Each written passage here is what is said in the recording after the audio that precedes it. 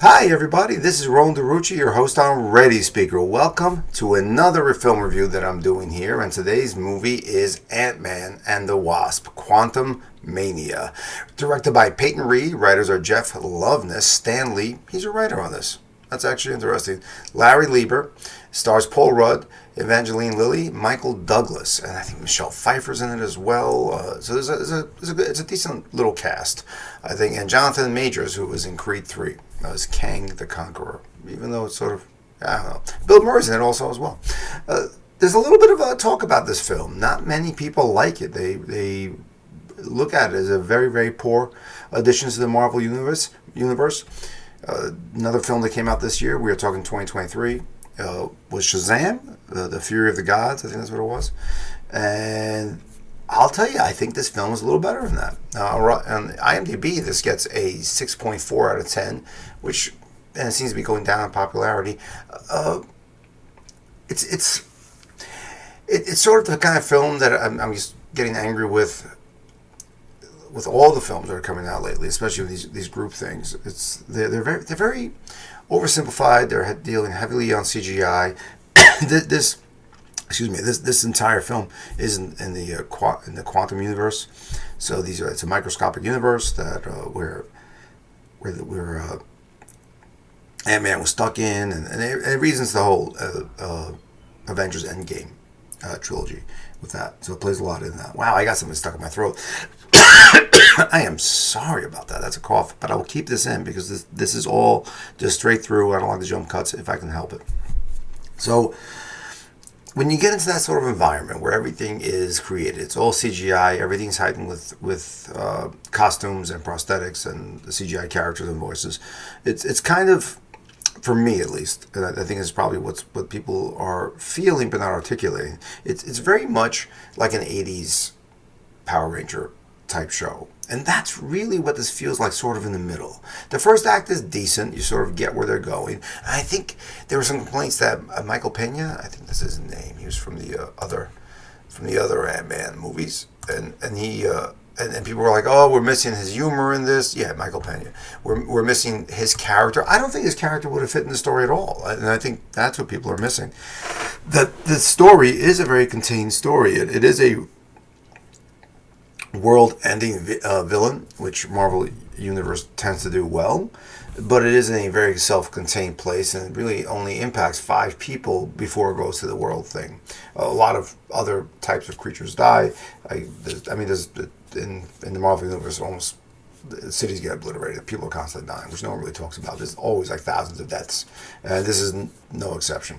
But the first act is okay. It sort of gets to a weird place. Paul Rudd's being Paul Rudd. He's doing his humorous bit, and I appreciate him for that. I met him once, years ago. I think it was 2010. I met him. He came to a play I was doing, and I didn't shake his hand. I'm not going to say that, but I definitely got introduced to him, and I said, hello, Mr. Rudd, and I moved on.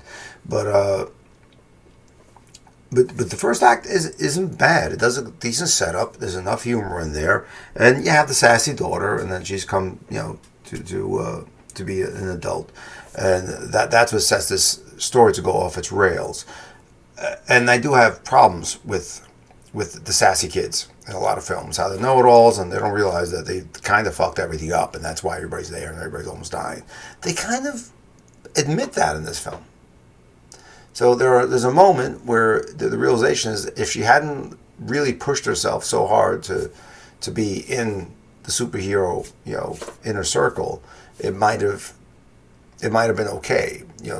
But on the other end, in the quantum universe, they had to get rid of the villain, so people were saved. So there's a lot of baggage there. So it kind of works out okay. It's sort of like Destiny fixing things that were kind of fucked up. And that's the message, I think, in this film, that they are allowed to fix the mistake of the Michelle Pfeiffer character, which comes up. So no spoilers, but there's all these little mistakes of this world that were impacted by the Michelle Pfeiffer character when she got stuck in that realm. And when they pulled her out, things were kind of fucked up, and no one really discussed it. She never mentioned it. And they go in, and there's a villain. And let's see the rest of the cast here. Like I said, you have Michelle Pfeiffer. You have Bill Murray's in it. That was kind of interesting. Jonathan Majors as Kang the Conqueror. Michael Douglas, Michelle Pfeiffer, Evangeline Lilly is Hope Van Dyne, and that's the Wasp. You have Paul Rudd as Scott Lang, not Long, Scott Lang, and you have a bunch of other people in here, which I think it's actually a kind of fun cast. I have no problem with this film. I thought I was going to really dislike it. The first act, like I said, is okay. The second act is definitely Power Rangers.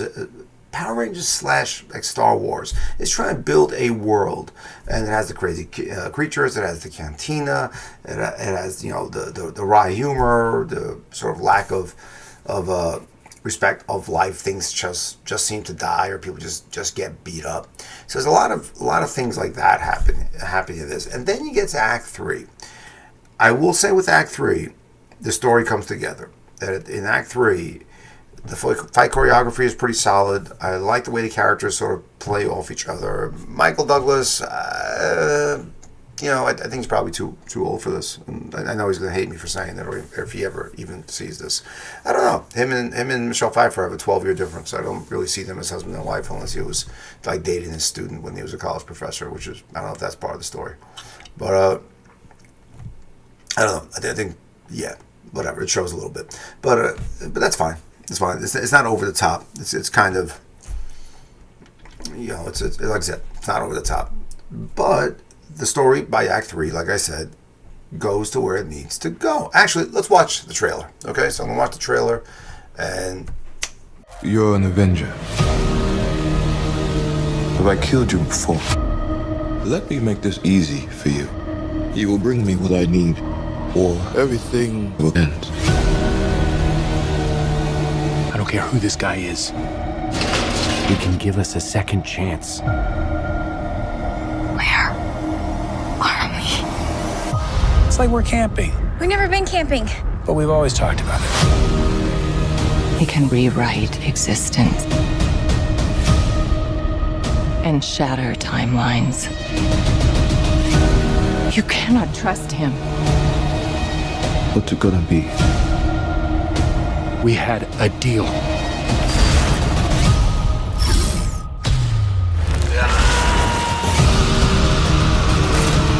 You're an interesting man. Scott Lang.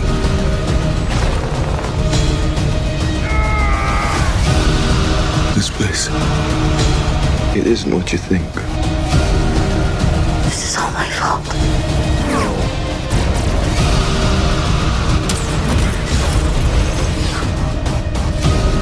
Dad. You may not want her to watch this. I'm sorry, Cassie. You thought you could win.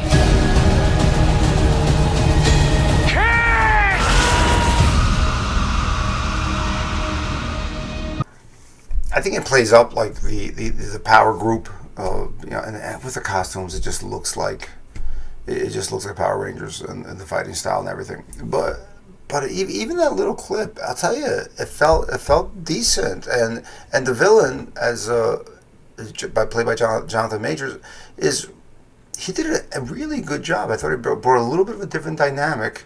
Maybe it's just him. I'm not going to say that's something unique or evolved, but maybe it's just him as an actor, as a person. He can bring that sort of level of strength and the way he speaks and his pacing. I think it's just really, really, really decent once they really get into it by the end. Like I said, the third act is worth it. It's a 2-hour movie. It's a little over 2 hours.